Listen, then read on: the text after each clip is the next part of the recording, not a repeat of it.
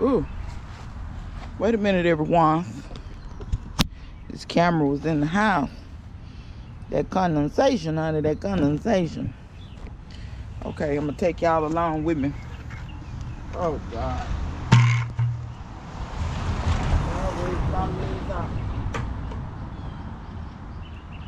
Okay. I got a bucket back here y'all can't see. There was a spider in there. That's all I need.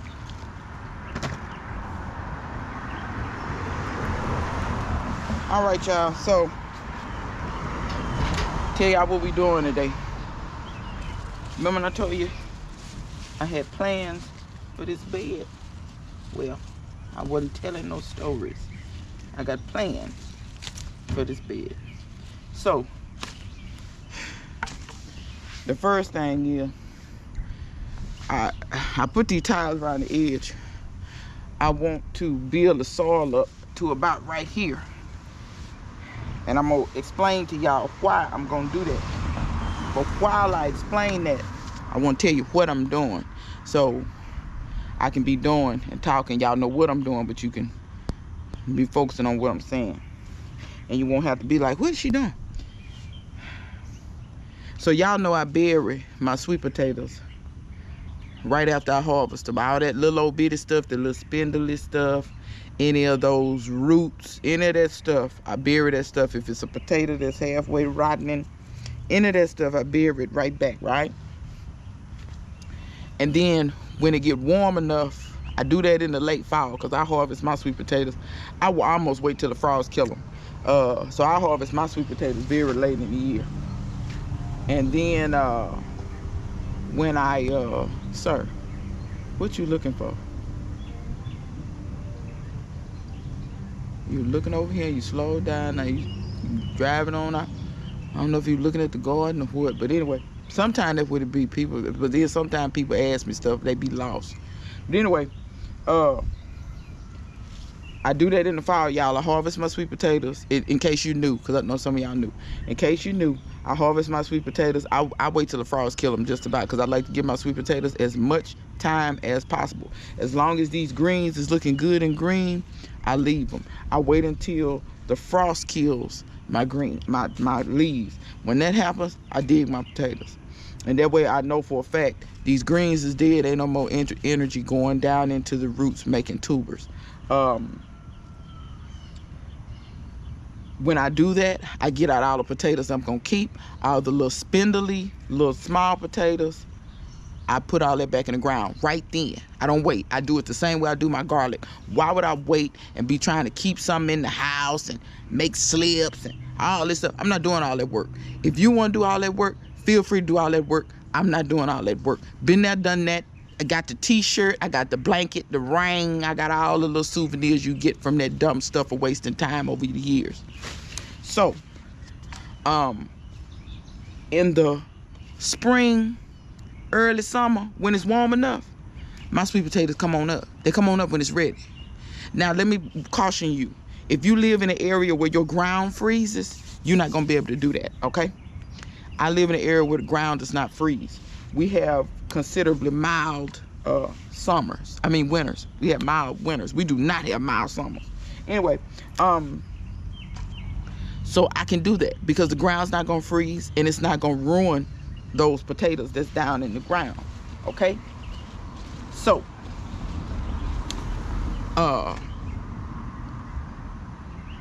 when they come up, let me explain slips to y'all. Hold on, I'm gonna turn this way y'all can see. Let me explain slips to y'all. The reason why you want to make slips, do you have to make slips? No, you do not. You can just bury the whole sweet potato. You do not have to make slips. You're probably going to get a better harvest if you make slips, and let me try to explain why. Let me turn down where y'all can see. I don't know if y'all can see these little roots. At every node where this is touching the ground, little roots is starting to form. Anybody that knows anything about sweet potatoes knows that those vines they readily make roots and will root across the ground. And you'll hear people say, don't let your vines root across the ground because it takes energy away from the other sweet potatoes. That's because these plants, they really want to make the sweet potatoes along that vine. Will they make sweet potatoes down in the ground on that potato that you buried? Kind of. But keep in mind, these are not the same plant. They're not even in the same family as regular potatoes. Sweet potatoes are not a nightshade. Regular potatoes are. So they're not like regular potatoes in the sense that they kind of want to make potatoes right down there by the seed potato. Because a lot of times when y'all harvesting, you harvesting and then you see the seed potato right down there by it. Sweet potatoes are a little bit different. They prefer, I'm not saying they won't make sweet potatoes, but they prefer to make their potatoes along that vine. That's why they tell you make slips, which what are you doing? Letting the sweet potato grow that vine a little bit, and then you cut those off and you're planting that vine and that vine roots, right? These vines down here is the same thing when they root along the ground. That's the same process. Understand it may look a little different, but it's the same process. You're letting the vine make roots down into the ground where the sweet potato is going to grow. That's the same thing as doing a slip. The only thing with a slip is you're taking the slip off of the potato, and then you're going to let the little roots grow. Then you're going to plant them as individual plants. They may not look like a vine then, but when you plant them in the ground, what do? Vine. It's the same thing. Okay, so this is what I tell y'all when you have to learn how to see things and understand that, oh, that's the same process, because we're going to talk about some air layering, and I'm probably going to offend some people when I talk about this air layering, but it is what it is. The information is the information. Don't hate the player, hate the game. Anyway, so when I let my stuff come up from those sweet potatoes and stuff that I buried, I really haven't made slips right. These are my slips. All of this is my slips. Could I just let these vines run along the ground and make roots? Yes, I could. However, what I want to do is, since I wanted to raise this bed anyway, I'm going to take more soil. I'm going to harvest most of these leaves because I got dinner to make tonight. I'm going to harvest most of these bigger leaves, and I'm going to bury all these vines. And the sheer number of vines I have, whereas you see people planting 10, 15 slips, 20 slips, these vines are so long, and I'll pull them out later to show you how long they are. These vines are so long, this would be the equivalent of me probably planting 40 or 50 sweet potato plants. And it's super simple to do it this way. And then I got some plants back there in the back. I'm going to transfer them up here as well. Because I want all my sweet potatoes in one spot in those grow bags. I'm going to put herbs in there. Okay? So what you're going to see me doing right here is basically harvesting most of the leaves while I talk to y'all about some things. Okay? And I'm trying to remember what I wanted to talk to y'all about. But maybe it'll come to me. Turn this where y'all can see. Okay? So like I said, look. See, for instance, look how long that vine is. That vine's real long, and see where it's touching the ground. Been putting on roots. I want to talk to y'all about, make sure you get all your harvest. Get as much as your harvest as you can. If you don't know sweet potatoes leaves is edible, they edible. I don't want to hear it.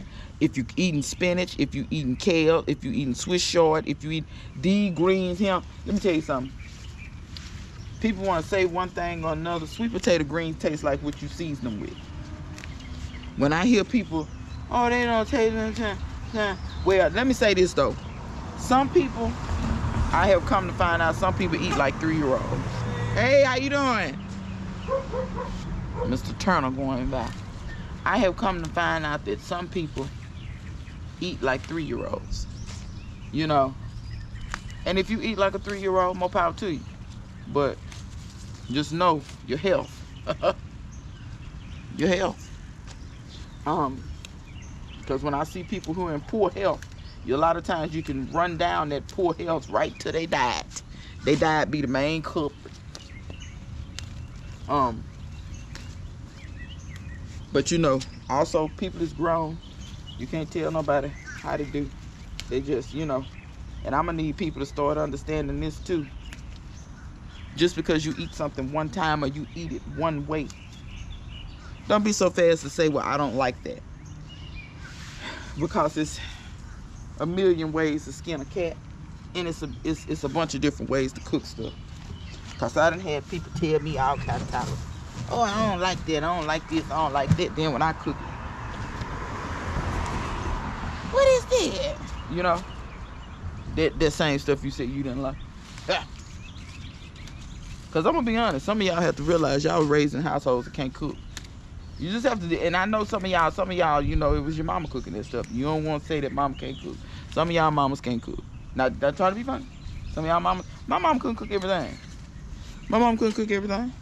It's a lot of stuff that I cooked that my parents and my grandparents never cooked. Probably never would have cooked, never would have thought to cook. For instance, my grandmama wasn't cooking no Asian food. What was she cooking that for? She ain't know nothing about that.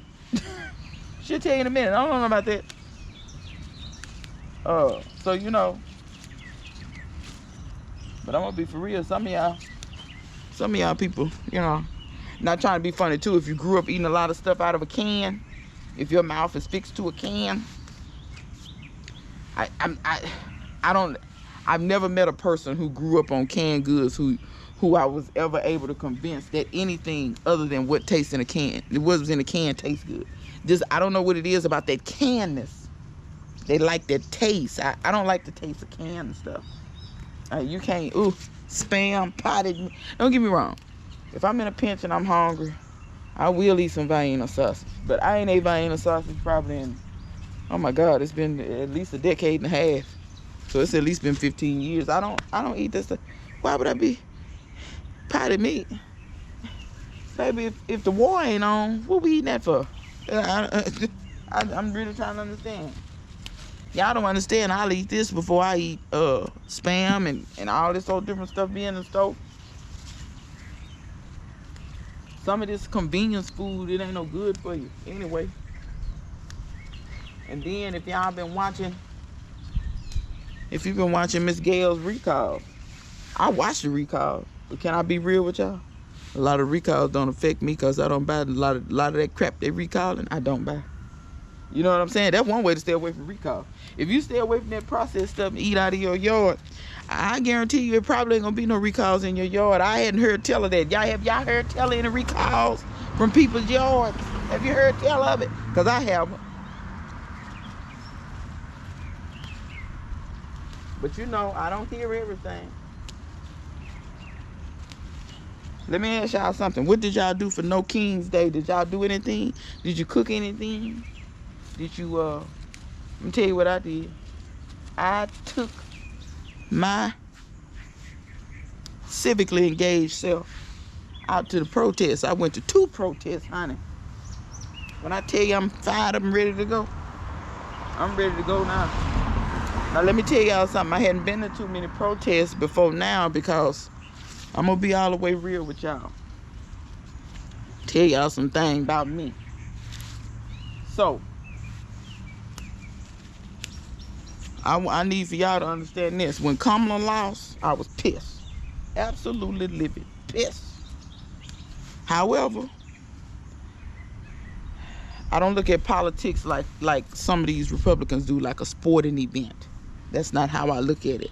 Like, oh, my team lost, I'm a sore loser. I'm going to tell you why I was pissed. And I'm going to go back a little bit. So, when Hillary ran and lost to this same idiot, I was pissed then too, because I knew that the dude was inept and he is not capable of responsibly running a nation, in my opinion. And really, it ain't just my opinion. It's a lot of experts say the same thing. But it didn't affect me as bad. Was it a loss for women? Yes. But I kind of knew people wasn't going to, I ain't going to say I knew, but that these white folks, I don't know why, have a bitter taste in their mouth behind Clinton. And I know about the crime bill and all of that, so please don't get to hollering about the crime bill and all that. Understand this, I met Bill Clinton in person before. 2 times. I met Hillary once. when I was in college. Now, I need people to understand you have to be able to separate. I'm finna move. I'm gonna get a little closer, then I'm gonna move. I need for y'all to be able to understand that you have to be able to separate the person from their politics. For instance, you can say what you want about Jimmy Carter and how he ran this nation. But what you can't say is that the man was a bad man. That's what you can't say. That's if you, and I'm not talking about people who are ignorant, who know nothing about Jimmy Carter. I'm talking about people who actually know about Jimmy Carter. There is no other president, period, who did more humanitarian work once they left office other than Jimmy Carter. There isn't one. You will not find one. You will not find someone who will go to a continent where they are not from and go solve a major health issue. So in case y'all didn't know this, I can't remember the name of the country, but there was a place in Africa to where there was a disease that was a human health issue that if you simply had enough money to purchase a certain medication, it would completely eradicate itself. It was almost like polio. They got the polio vaccine here. Once most people was vaccinated, you see, you don't, polio is just about eradicated. You see what I'm saying? So for these people that's anti-vaxxers, go sit your ass down, because that's how we was able to get rid of a lot of stuff, was through vaccinations. Now, I know y'all don't believe in science, but you just have to bear with me. I have a whole science degree. Now, am I saying science is flawless? Hell no. It's a whole lot of stuff they do in science that I do not agree with. There were schools that wanted me to go to their schools that I refused to go to their schools because of the research they were doing I did not agree with. You know, that's just how I am. If I don't like the way you roll, I don't like the way you roll. So that being said, Jimmy Carter he didn't have to go do that. He didn't have to take his time, money, energy, go to a whole nother continent. And they have since been able, through his humanitarian work, they have since been able to eradicate that disease in that country. And part of it was done by simply raising their economy to a level to where everybody in that country could afford that particular medication. You see what I'm saying? And there's so many other things. If you don't know about Jimmy Carter, read about Jimmy Carter. Am I saying he the great white hope? Yeah, kinda. I think he's what all white men should aspire to be like. I think he's what most men should aspire to be like. But especially these white men that look up to Trump. They're absolutely foolish. He had one wife his whole life. He remembered that he grew up poor and he come from being poor, and this man lived way below his means. He never had a mansion. He never had any of that crap. Any of that crap that these people espouse to have. He never had any of that. Jimmy Carter lived very simply, very plainly, lived like a farmer, was a farmer. You see what I'm saying? He never forgot his roots. So you can say what you want about Jimmy Carter's politics, but what you cannot say is that he was a terrible man. You just can't say it. You know what I'm saying? So that's what I mean by separate the person from the politics. You know what I'm saying? George Bush Jr. out here trying to paint these little paintings and make like he's such a great person. Go sit your ass down. Nobody has time. Nobody wants your little ugly little portraits. You're not a good artist, sir. Find something else to do with your time. So, that being said, for whatever reason, people could not get over the fact that Bill Clinton was cheating on his wife. Even though all in Arkansas, it was well known when he was governor, he was cheating on her then. They knew that then. That's their business. If they, look, how do we know Hillary didn't have something on the side? How do we know? We don't know. We don't know what they're doing. And guess what? I don't care. I'm not married to either one of them. So I don't care. I don't care what they're doing. But I already knew, you know, her husband kind of ruined her stuff for her. You know? And that's how it be sometimes. You know, that's just how it be. But that being said, her losing wasn't really a huge blow to me. I kind of said to myself, you know, I felt like the country wasn't ready for a woman to lead anyway. You know, back in 2008, I had said that. I don't know if y'all can see me, I'm over here reading. But this last go round, with this Kamala business, it's a little bit different. It's a little bit different when you can see yourself in a person. Now, let me say this. Kamala got way more class than me, and her mouth, she can keep her mouth together a little bit more than I can. When I tell you I say whatever, however, whenever, I don't give a shit. But also understand this, Kamala went to a HBCU too. So when I tell you it's so many women, especially women who went to HBCU, we see ourselves in Kamala. Because we see ourselves as, we know how brilliant we are. We know the institutions that we went to that helped us. I need you to understand that when you go to undergraduate, a lot of times that's when you become a woman, like for real, for real. Like, yeah, the law say when you're 18, you're a woman, blah, blah, blah. No, when you go these places and you really learn who you are, you really gain those lifetime friends and associates and different things like that. You know what I'm saying? Kamala pledged on campus like everybody else. She strolled on campus like, you know what I'm saying? These different things. And so when she lost, it was to me, it was a way for the country to say, yeah, no. It's just another slap in the face. Because what do they always say? HBCUs are the lesser institutions. That means you're not smarter. And when I tell you the most brilliant, you explain to me how. W.B. Du Bois went to an HBCU. Ida B. Wells went to an HBCU. Martin Luther King went to an HBCU. Kamala Harris. I could go down to this. Stacey Abrams, she one of the people that's more in my generation, because I mean it kind of done fell out. But Kwame Nkrumah, HBCU. Patrice, it's a lot of African leaders, people that left America and went to Africa and was the best leaders that Africa ever had, and a lot of them got killed because they were doing what was right. They went to HBCUs. The cream of the crop, baby, the best of the best. You know, Booker T. Washington, George Washington Carver went to Iowa State, I think, or something. He didn't go to HBCU. He worked at HBCU. But you could go down the list, Some of our greatest scholars of today, Dr. Greg Carr went to a HBCU. I mean, you could just go down the list, these different people out here in the world, a lot of people that you don't realize is out here doing things, went to HBCU. Charles Blow, he went to Grambling. He was Gramblinite. You know, you could just go on and on and on. Sports figures, different people, they all went to HBCUs. Why you think Shaq sent his kid to a HBCU? Why you think, even Shaq said he wished he had went to Southern. You hear what I'm saying? So when you keep sitting up saying, oh, you keep sending your kids to these white schools and pretending like the HBCUs are not the cream of the crops, when the people, the leaders, our leaders went there, you know? Y'all hold on, y'all.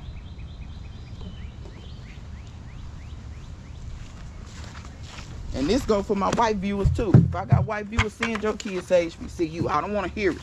I don't want to hear it. It's white people at HBCU. Send your children. Because I guarantee you, it's some things they're going to get they're not going to get nowhere else. But that being said, they just let me know, okay, that was their way of saying, oh, she HBCU educated, that means she ain't smart enough. You know, she ain't this, she ain't that. Which I seen how, you know, they try to vilify her. Oh, as a vice president, she ain't doing. Well, since when have we ever gave a shit about what the vice president doesn't run the presidency? The vice president is only there in case the president dies and they take over. They don't set policy. They don't sign no bills. They don't really do nothing. But they sit up and say, oh, Kamala, she didn't do this and she didn't do. Y'all think she was really finna make that old white man do something?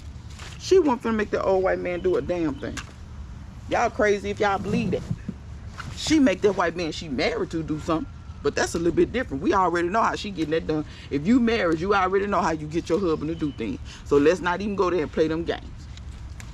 So the idea that they was using that as an argument, is all these arguments.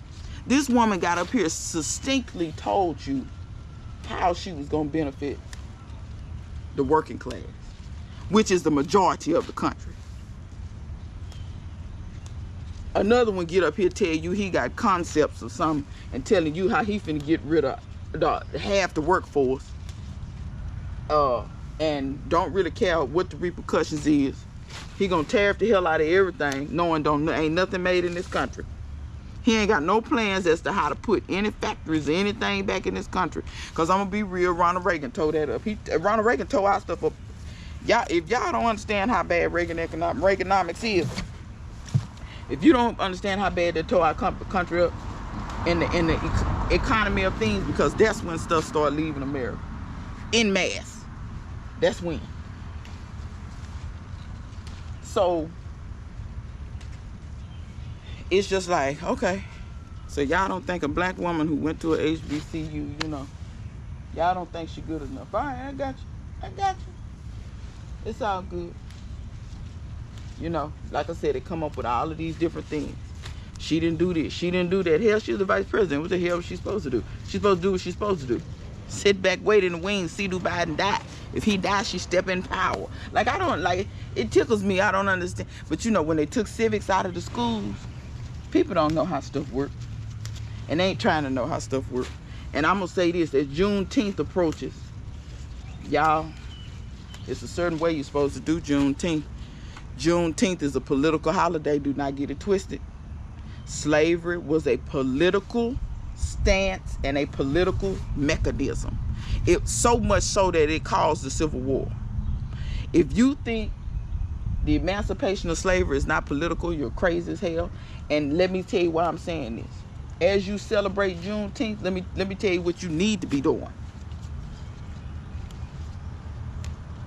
You need to be talking about registering people to vote. You need to be having civics classes. Notice I'm not saying anything that's partisan. I'm saying nonpartisan stuff. Simply education and getting the mechanisms in place. You need to be doing those things. If you are not celebrating Juneteenth in a way that's productive for the community, you are not celebrating Juneteenth. Juneteenth is not to be, and Negroes got to stop just barbecuing and all this kind of stuff like this in. Negroes have got to get back to, yeah, we always had a good time. We will continue to do so. Martin Luther King and them used to strategize over fried chicken. We still can eat, we can chew, walk and chew gum. We really can.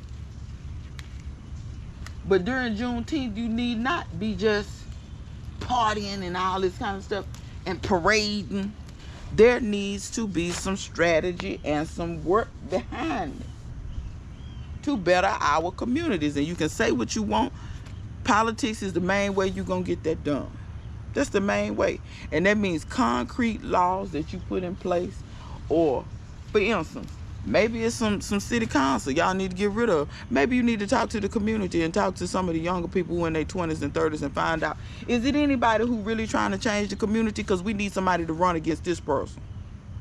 Maybe you need to empower them, because if you don't empower the next generation, who's going to be running this stuff? These same criminals and crooks and frauds? No, you need to find people with a backbone, like that young man in Tennessee, the young one, them 2 or 3 young ones that got put out. You need to find people like that that's going to fight for the people. And I'm going to be honest, that's where we mess up. We just wait until people say, oh, I'm going to run for this. No, if you see something in somebody or a spark in somebody, ask them, have you ever thought about running for city council? You ever thought about running for alderman? You ever thought about running for like some of these police jurors and things? Have you ever thought about it? Maybe they hadn't. And maybe they'll think about it. And if they got any kind of integrity or something, maybe they'll get out there and do it. You know, we can't just keep talking. You know, we can't just keep talking. That ain't gonna work. All that talking and kicking and carrying on, it's not gonna pan. So we got to do what we got to do.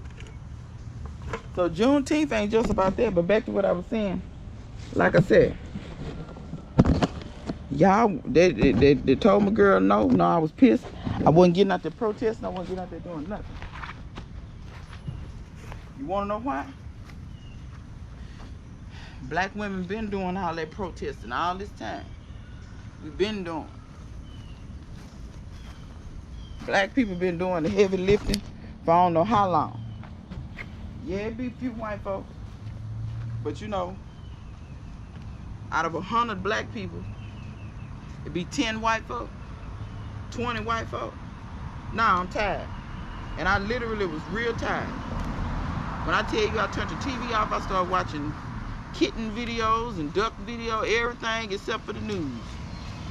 Cause I was tired of looking at all that. But I still helped with some organizing, but I did not do any active protesting because I still was in the mode of, nah, remember, y'all didn't want nobody that looked like me. Y'all didn't want nobody that intelligent. You know what I'm saying? Because I hate it. I never thought I'd say I live in the years of when it's fashionable to be dumb. It's super fashionable to be stupid. Stupid men constantly getting women. Stupid women constantly getting men. That ought to be, like, if you stupid, you ought not be able to reproduce. Real talk now. Y'all probably think I'm going too far. I ain't going too far. People who strive to be stupid the rest of their life, why would you want to procreate with them?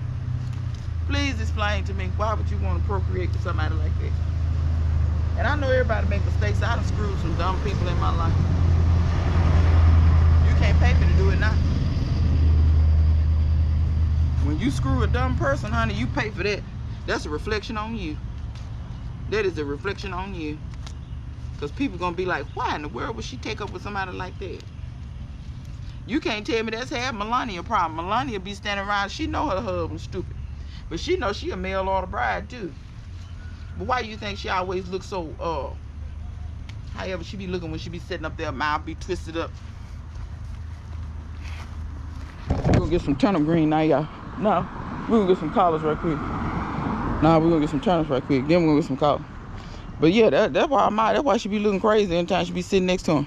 She know that's a poor reflection on herself. But she's a mail order bride. You know what I'm saying? What could she do? You know, when somebody pay for you and that's what you offering, and hey, that's what you offering, you know? What you supposed to do? Say I don't want to be a mail order bride no more, it's too late. Ooh, that's a big old squash bug. Good goobly goop. Where my jaw at? I hope he's still here. I hope he ain't walked off. He done walked off, y'all. Where he go? Y'all, was y'all looking at him? Hell, Marty. Yeah, I wasn't out there like that. I wasn't out there protesting, not like that. Because, like I said, these people, I think white people, I think Hispanic, I think a lot of these people take it for granted the work that my ancestors put in. All this marching and stuff we doing, and a lot of these civil rights bills, it benefit other people sometimes more than it even benefit black. Affirmative action benefit white women more than it benefit anybody else. There you go. I see your ass now. I see him now, people. Dog, he moving quick. There you go. Good God Almighty. That's why he's so big. Sucker kind of smart. But anyway. So guess what? I wasn't out there protesting, but it's getting around Juneteenth time. And right after emancipation, if y'all don't know, straight out of bondage. A lot of us didn't even know how to read. We couldn't even write our own names. We went to work. We went to work getting in state houses and places where we had never been before. So, you know, it's that time, people. We can't just sit and be idle. Dog, must be an ant or something on me. Well, I'm not telling you, some of these creatures out in the world, they don't play. These creatures be trying to take your feet off.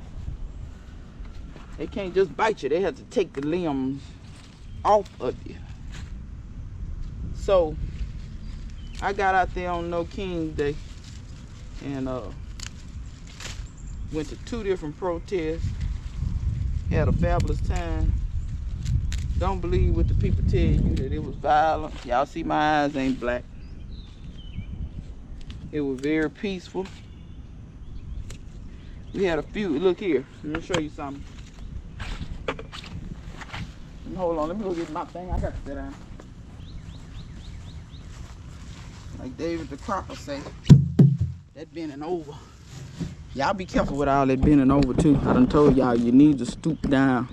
And I'm telling y'all that, and then I ain't even following my own advice, but y'all stoop down where you can. But when you doing this long as I'm doing this here, wait a minute, nah. You know, if I'm paranoid or stuff really biting me,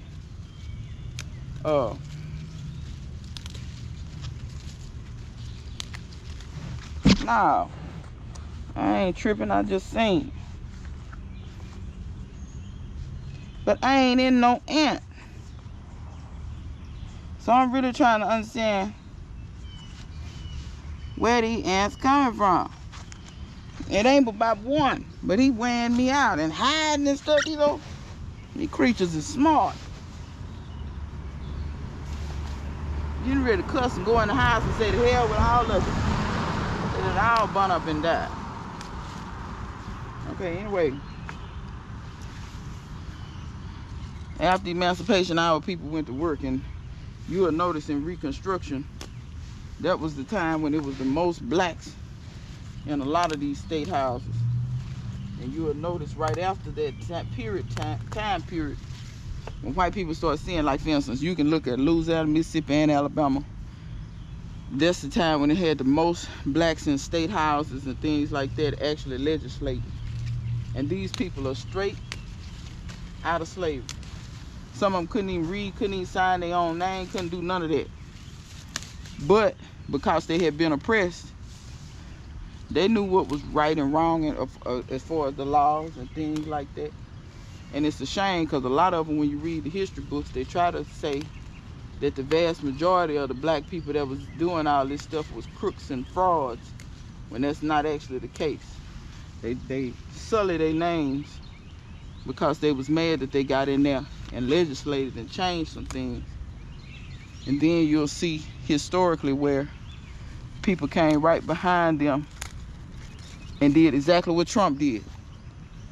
Obama put all this stuff in place. What was the first thing Trump tried to do? Undo all of it. That's exactly what they did in Reconstruction. Right after Reconstruction, they did the exact same thing.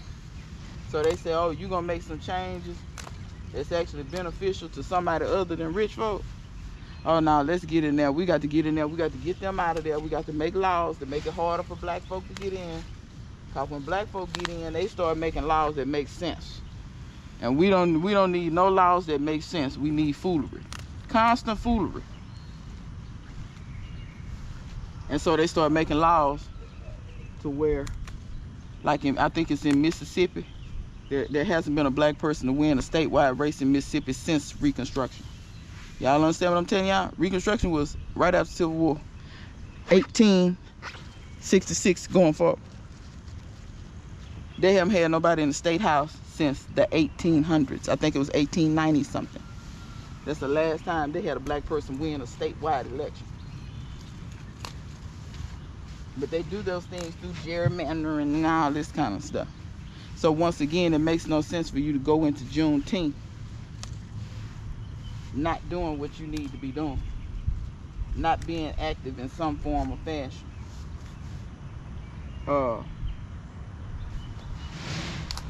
So yeah, I got out there and did what I was supposed to do because the ancestors say, okay, do what we would have done. If we was in your place, we would have fought against that. So you know, you have to put your feelings away and you have to do what's best for not only yourself but the future generations. Because I'm gonna be honest, when I see people that have children not doing anything, that's alarming to me. Because through your action, what you're saying is, I don't care what kind of world, I don't care what kind of country is left to my children. That's what you're saying through action. Your actions is saying, you know, if the country be tore up or if they be disadvantaged or whatever, I don't care. Because all of that stuff matters. Your kids ain't gonna live in a world where politics don't matter. They're really not.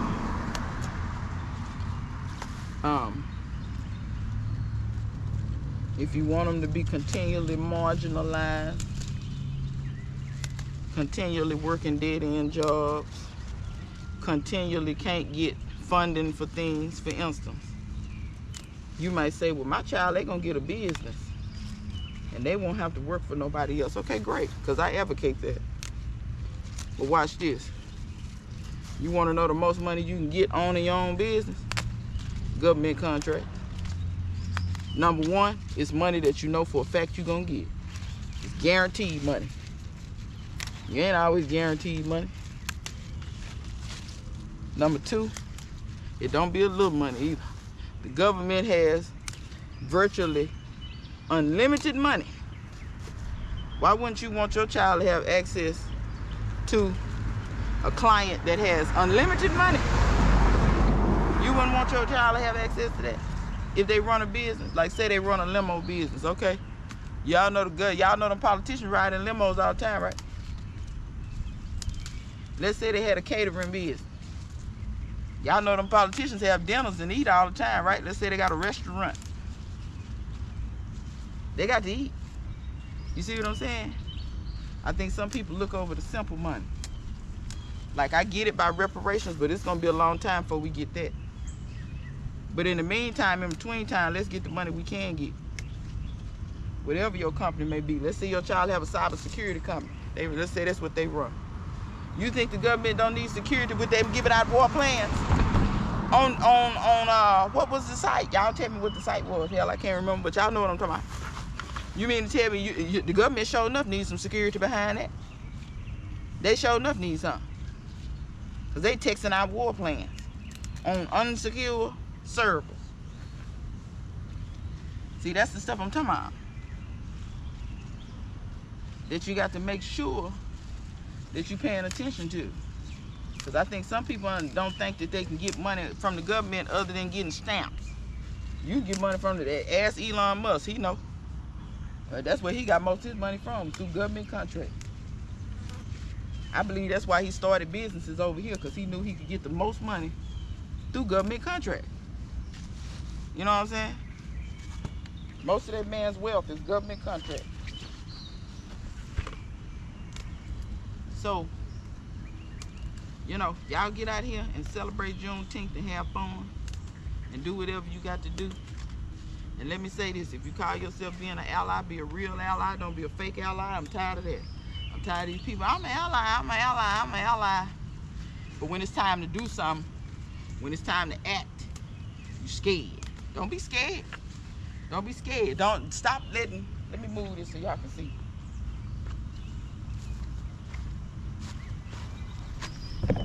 Don't be scared, y'all. We got to have more than just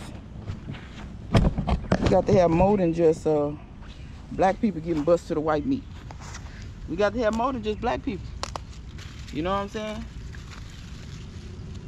People talking about, oh, I'm scared they're gonna arrest me. Okay, if you doing what you're supposed to be doing, Martin Luther King went to jail. You too good? Most of these people went to jail, got arrested. Like John Lewis say, get into some good trouble. These people act like they scared to get into good trouble. Don't be scared. Here he comes. He need to stay his ass up there. But y'all better get into some good trouble and figure out something. I'm gonna keep picking this stuff. I'm gonna come back once I got it picked and show y'all what all I picked. Alright, y'all, I just want to show y'all what all I harvested. So all this here is the collard green. Let me say this now. I know some of y'all gonna say, oh, they got holes and I can't eat it. Oh, good luck, because I eat my stuff. I don't care. That I'm wash it real good. I don't care about no hole. I'm gonna eat that. If it ain't ate up bad, I'm gonna eat it. But look how big. Don't leave it. That's my hand now. Them thing about 4 of my hand. That's crazy. Then I got a whole bucket of turnip and sweet potato green. So that's my harvest, y'all. Stay mindful. Stay in the garden. Wait a minute, do I see some squash need to be? Oh no, I got it. Okay, now all I see is males. I've been pollinating, y'all. Let me show you. Got some squash. So until next time, see you guys later.